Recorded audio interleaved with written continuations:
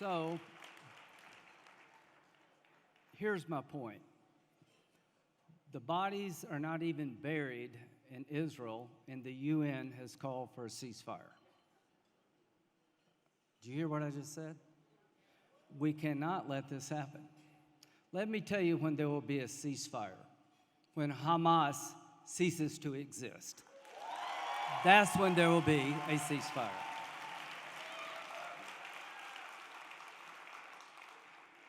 The most tone-deaf organization in the history of the world is the United Nations. I don't want to hear any more stand with Israel. I want to hear stand with Israel without apology. We have nothing to apologize for. So the reason I played the videos is that we're going to be in a struggle to make sure Israel has the time and space to destroy Hamas. This is where the RJC becomes important. This is where all of us become important. I went to Israel the first time in 1995 with Sheldon and Miriam. And I got a very unbiased, balanced view of what Israel stands for. I didn't know what a Zionist was, but after the trip, I did. So Miriam, I want to thank you for all you've done for the state of Israel, for our country,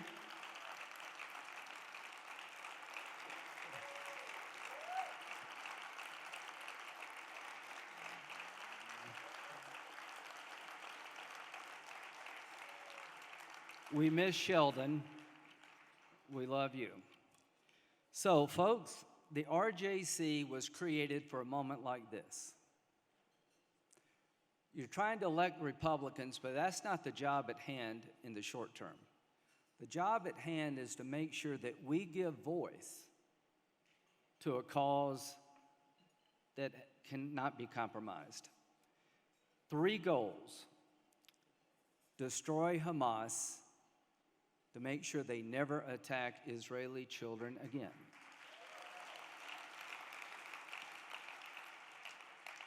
Convince the world that Hamas is not helping the Palestinians. Hamas wants to kill the Jews. And if you don't believe me, listen to them. I ran the commercial tonight in South Carolina to remind people what happened on October the 7th. And to not let them forget who the bad guy is. Now, I'm a Baptist. There are a lot of us where I live. The strongest supporter of the state of Israel in the United States are evangelical Christians.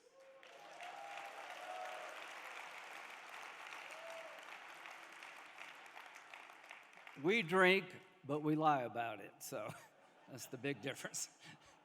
My dad had a liquor store, so I can tell you that for sure.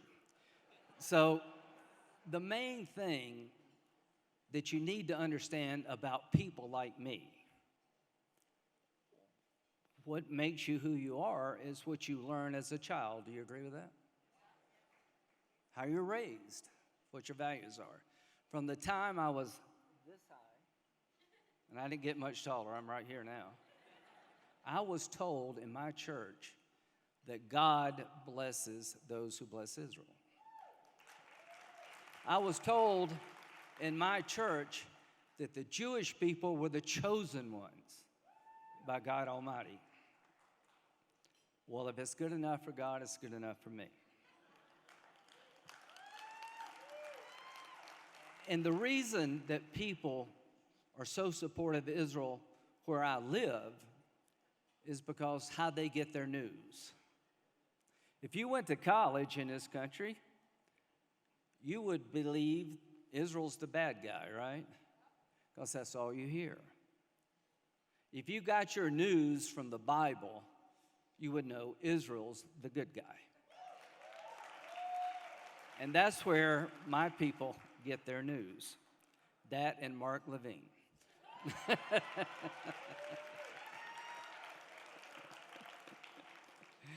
You're somewhere in Revelations. I'm just not sure which horse you are. So, number one, the goal is to not let Biden get weak-kneed, to push back against the UN and any other force in American politics that wants to limit the operations that must occur to destroy Hamas. You cannot do this from the air. You can only destroy a terrorist organization by getting in on the ground, and that started tonight. So here's my belief. Whatever it takes, as long as it takes, is what Israel will be allowed to do.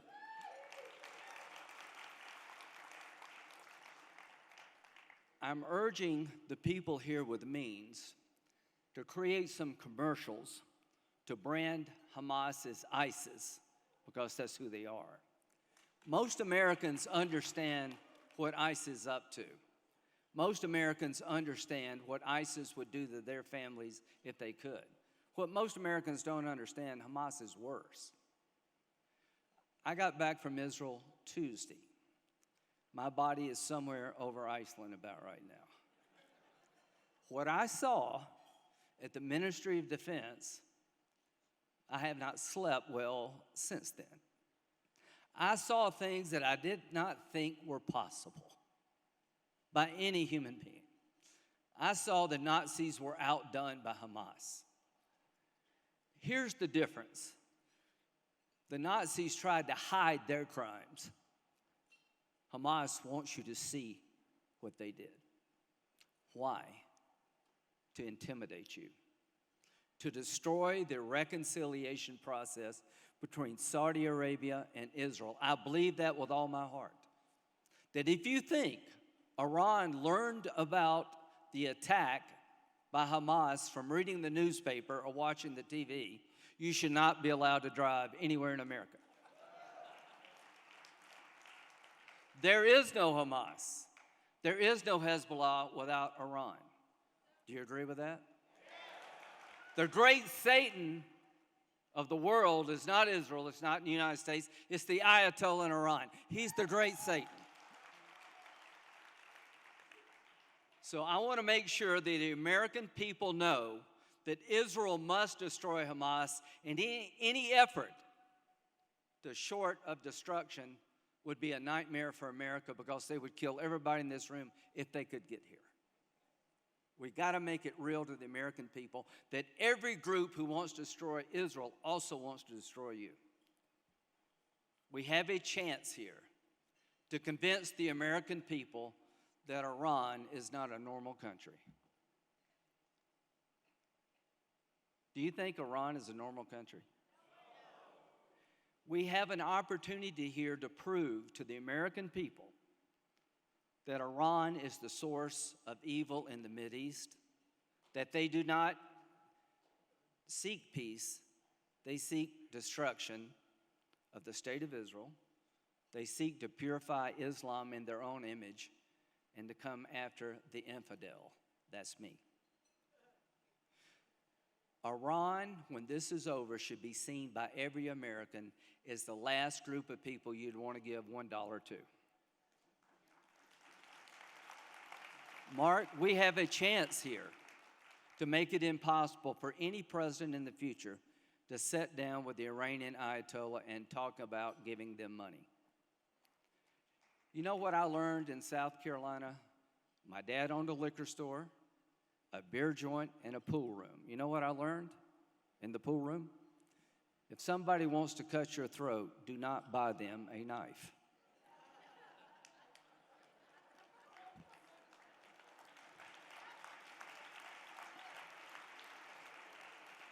We have given billions of dollars to the Ayatollah to build up Hamas and Hezbollah. They have taken the pipes that were laid to provide water and sewage treatment for the Palestinian people in Gaza to make rockets out of the pipes. The first thing you got to understand in a negotiation is who is on the other side and what do they want. Can I give them some of the things they're asking for, in return get something that I want? That's called negotiation.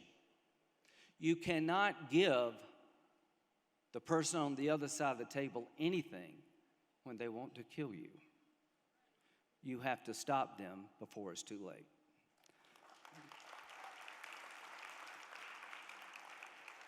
I believe, why now?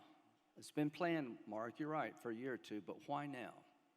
The nightmare for the Ayatollah, in my opinion, is for Saudi Arabia and Israel to reconcile, to build on the Abraham Accords that President Trump created, to have the Arab world move to the light with the one and only Jewish state leaving Iran behind. I think that's why this was done now, and I'm convinced it was done in such a brutal fashion to make sure Israel had to go in to Gaza. And the bet is that the world will turn on Israel pretty soon, and the clock will run out, and the end of Saudi-Israeli reconciliation will be upon us. That's what I believe. I want to make sure Iran loses. So here's what we got to do. I've been to Saudi Arabia 3 times in the last 90 days. I'm going back. I was pretty tough on the regime. Pretty tough. They bought $38 billion of jets made by Boeing in South Carolina, and I was less tough. Why? Not because they bought the planes. Whether you believe it or not, I do. I think MBS, the Crown Prince, is trying to change his country. I think he's spending a lot of money to modernize Saudi Arabia. And I think he knows he'll never get his money back unless people see Saudi Arabia different than they do now. Does that make sense to you? So, Mark, this is important. I spent 3 hours with the man. And I said, thank you for buying the jets. Hope you buy some more. But the best thing you could do to change the image of your country is to seek peace with the state of Israel.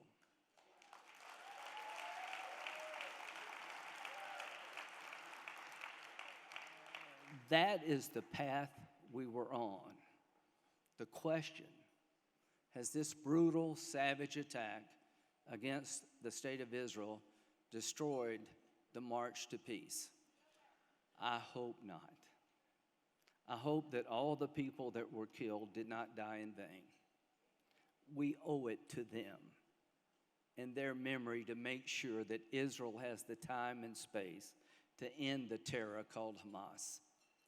We owe it to them to convince the world that Iran is a regime made up of religious Nazis, not good people trying to seek a better life.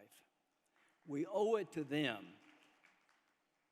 to end the Arab-Israeli conflict and march the region toward the light. Here's the question for all of us. How can it be that within 80 years of the Warsaw Ghetto Uprising,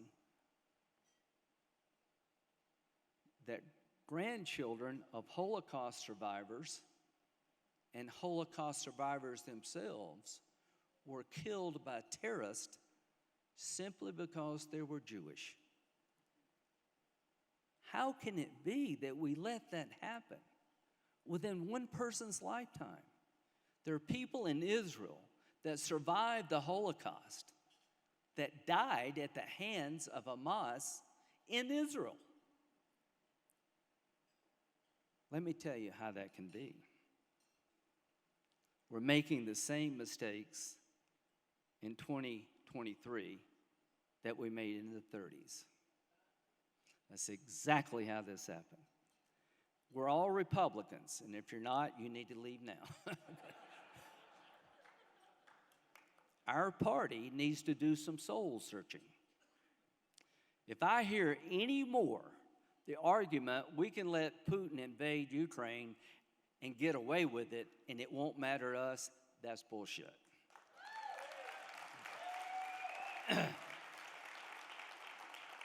He will keep going until somebody stops him. And if you don't believe me, just listen to him. What I can't get over is after World War II, we don't understand that when people say death to America, death to Israel, they actually mean it. Hitler wrote a book, and nobody believed what he wrote. Look at what comes out of Iran every day, Mark. They mean this stuff. So wake up, America. Isolationism is a siren song that never works. Here's what I can tell you.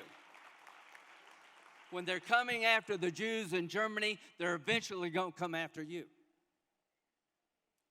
When they kill somebody because of their faith, you're next. This is a lesson to be learned. You know why they give wars numbers? We make the same damn mistakes over and over. We can't afford to make any more mistakes. The state of Israel has its back against the wall. There's enough rocket power in the hands of Hezbollah to do great damage to the one and only Jewish state. So I want to, in case they're watching in Iran tonight, here's what I want you to know. If you escalate this conflict, unleash Hamas in the north on Israel, if you attack one more American, kill one American soldier, we're going to blow you off the map. We're going to destroy your oil fields. You will be out of the oil business.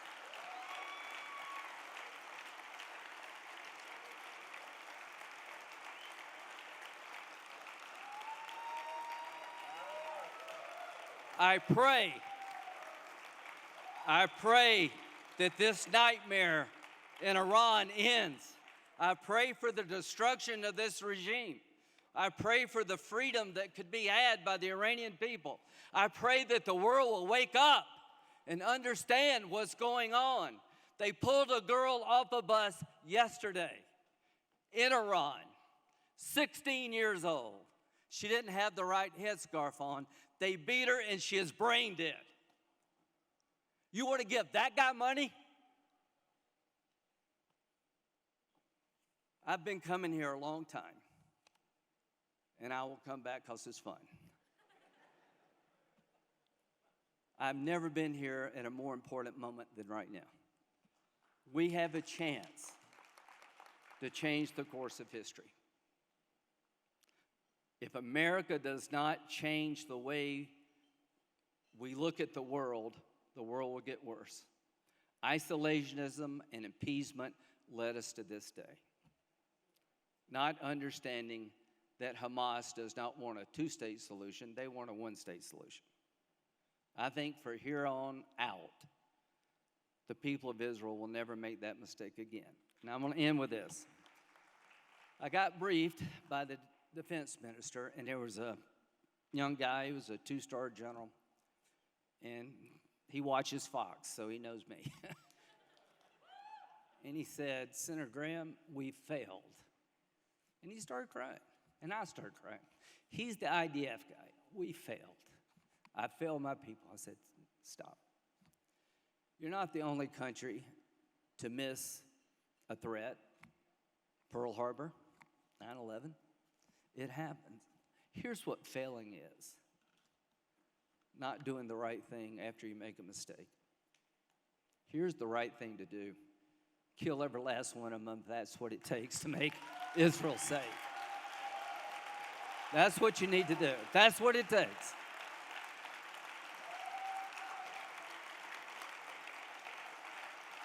So I told this young man, you're not going to fail. America has your back. I took 10 United States senators to Israel this Tuesday. 5 R's and 5 D's. We're all Republicans here, but we need to be Americans now, right? We need to be good people, decent people. So tomorrow you're going to have a tough choice. The Republican Party has an embarrassment of riches. Miriam, we have so many good people running at the same time. Nikki Haley is from South Carolina.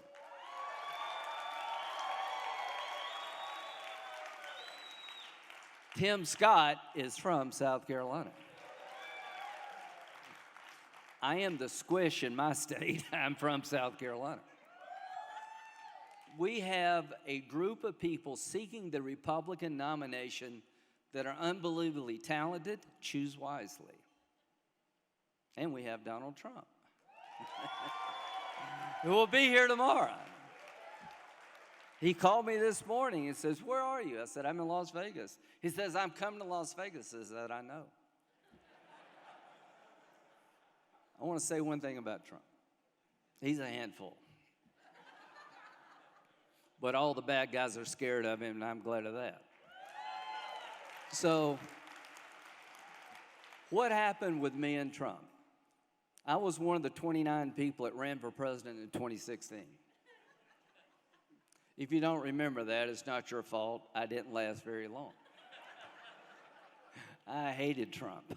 I thought he was a complete asshole.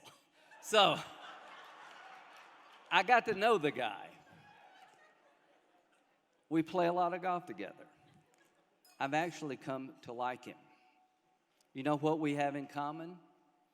I like him, and he likes him.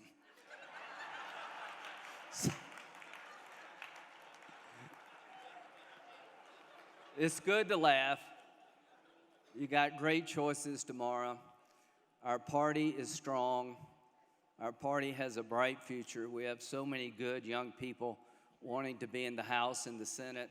I feel really good about 2024.